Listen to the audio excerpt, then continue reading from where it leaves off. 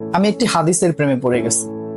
হাদিসটা হচ্ছে ঠিক এমন যে যখন বান্দা একটি ঘরে কান্না শুরু করে এবং তখন আল্লাহর ফেরেশতারা বলে যে আল্লাহ তোমার এই বান্দাটা কি জন্য কষ্ট পাচ্ছে, এবং ফেরেশতারা আল্লাহর কাছে কান্নাকাটি করে বলে যে তার মনের ব্যথাকে তুমি আল্লাহ কমিয়ে দাও। তখন আল্লাহ তাআলা বলেন যে আমার বান্দা এমন কোনো কিছুর মায়া পড়েছিল বা ভালোবেসেছিল যা আমার চাইতে সে বেশি ওই জিনিসটার প্রতি ভালোবেসে ফেলেছিল।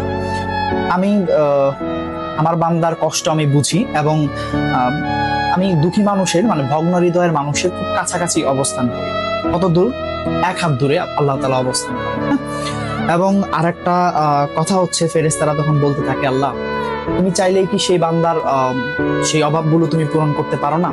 তখন আল্লাহ তাআলা বলেন যে আমি ওয়াদা করতেছি আমার বান্দা যে জিনিসটা তার জীবন থেকে হারিয়েছে তার চাইতে অধিক উত্তম জিনিস আমি তাকে দিব, যা দেখে পৃথিবীর মানুষ বিস্মিত হবে।